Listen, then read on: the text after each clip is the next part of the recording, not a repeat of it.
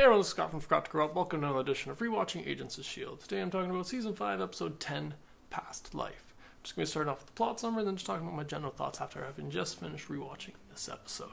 So yeah, let's just start with that plot summary, which says, when Enoch stays on the Zephyr, the team focus on getting Flint and rescuing the other Inhumans.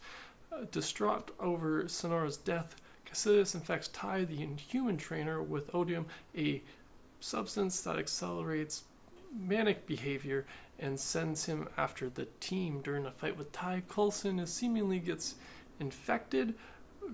Caecilius' seer is revealed to be Yo-Yo from the future, who has lived through the time loop and endured endless torture. She reveals that the team's ultimate return will bring the end of the world, not the only solution is to let Coulson die.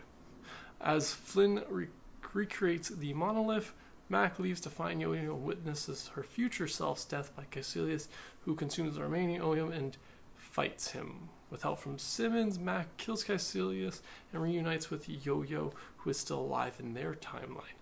Deke returns to the Zephyr in time to save Enoch and fix the machine, although seemingly at the cost of both of their lives, as the team returns to the past. So yeah, I just finished watching this episode, and this one was an enjoyable one as the team races to try and get all their stuff together so that they can get back in time, as the song goes. Yeah, I really enjoyed this episode because of all the different kind of elements we get.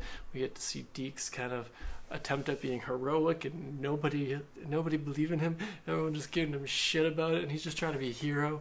And everyone's just like, well, if it's my return home that's on board, then I'm gonna go. And he's like, come on, Daisy, just And I'm like, I feel you, Deke. I understand. No one gives you any respect, but at the same time, you did stab them in the back a couple times.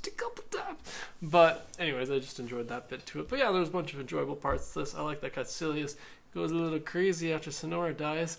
I really like that, you see that bond that they had kind of goes even past death, and the fact that he tries to keep talking to her, and that kind of ends up leading him to pretty much take some drugs and commit suicide, or not commit suicide, but go on a suicide, fight against, obviously I guess fighting Mac wouldn't be, that's not the point. The point is, it's just that the whole fact that he's torn up over Sonora's death, I just thought was an interesting part to it, and that ends up being kind of his downfall, is this connection that he had to Sonora, who he never really admitted it to, you know what I mean? Like, how close they were, it wasn't until he pretty much was losing her that he realized it. So that's a little lesson you can learn from Caecilius. So that was an enjoyable bit. I like that we get the future Yo-Yo in this one, especially since her and Yo-Yo are the one who talk, and how it's all about like, oh, I'm trying to be different than myself, but I'm just saying all the same things as my past self, as when I was going through this, and it's just like, time travel. Time loops, they'll drive you crazy. But I really enjoyed that bit nonetheless, especially since we get this whole thing.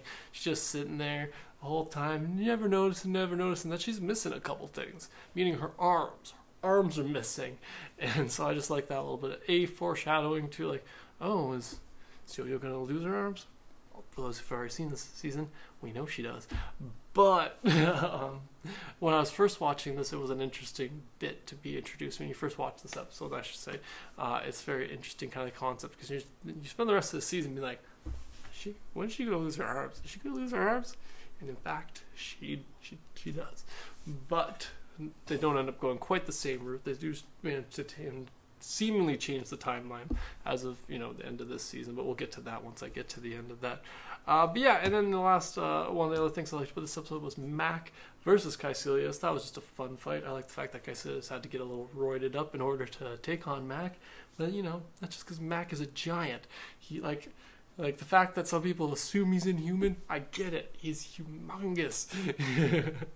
So it was just an enjoyable fight, especially since Mac hasn't been the one you see to get into those kind of things. Not in the big brawls. He tends to be a little bit more like, he doesn't want to get into those fights most of the time. But this one was a little more personal, with him having to actually witness Yo-Yo's death, and him being like, what did they do to you, Yo-Yo?